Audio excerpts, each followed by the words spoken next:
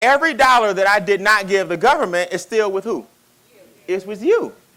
So if you got tax savings, that's money that you took from your earned income, created all these expenses that you were going to pay anyway, then told the government you made way what? Less.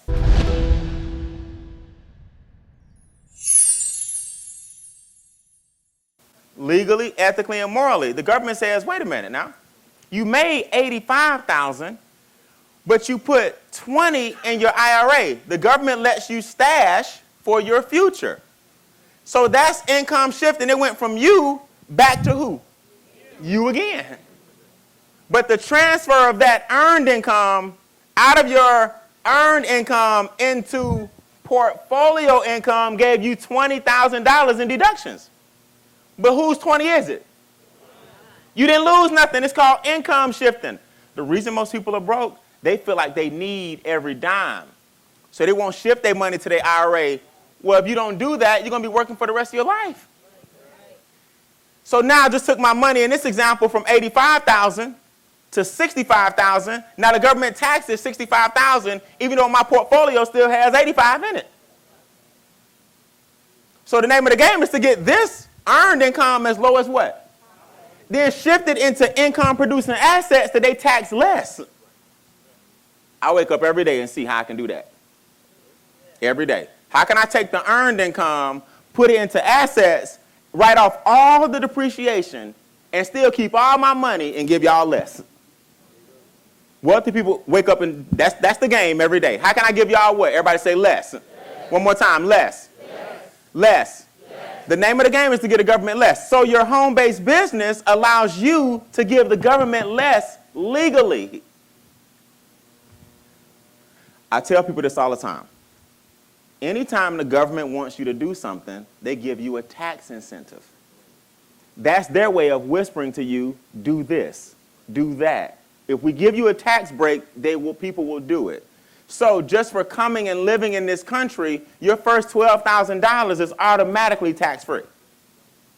Your first $12,000. So when they say enter a 1, if no one else can claim you, that means nobody else can claim me. I'm grown. My first $12,000 is tax what? Free. So if I give my son $1,000 a month, ironically it's 12 months in a what? Year. I pay him $1,000 a month. I just lowered my taxable income by $12,000 what? And the money's still in our house. It's just in his custodial account. Well, Brian, what does he do? Well, you saw him. He helped me yesterday. So I put in my my tax box, hype man. Now, y'all gonna see him work. How y'all think all this going home? Me and Makai.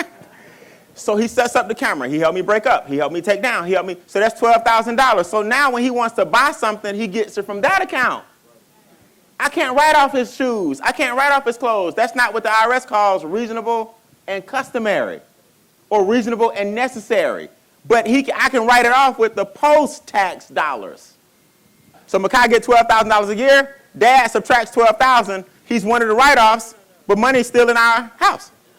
So when he buys something, he buys it from that account. I got the tax deduction from his salary. Make sense? Now, I also, guess who else is employed by Mentor the Millions? Makai's employed by Mentor the Millions. Guess who else is employed by Mentor the Millions? Brian N. Bean works for Mentor the Millions. So now I'm both. Mentor the Millions get a check from MWR. Every day they get deposited. Then I transfer that money over here to Brian Bean. Mentor the Millions wrote off Brian Bean's salary. I'm both. So me, corporate, Brian, Kai. Kai get paid, Brian Bean get paid, Mr. the Millions get paid. I'm shifting the money out of the corporation.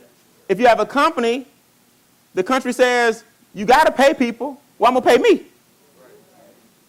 I'm lowering the corporate taxable what? Income. Then you pay Brian Bean. Now, Brian Bean gets a W-2 as if I had a job. Now I mess around and get myself a refund. If I want one. Then Makai don't make enough to get taxed because we kept him under what? Why you not hiring your children? You're giving away hundreds of thousands of dollars if you're not doing that.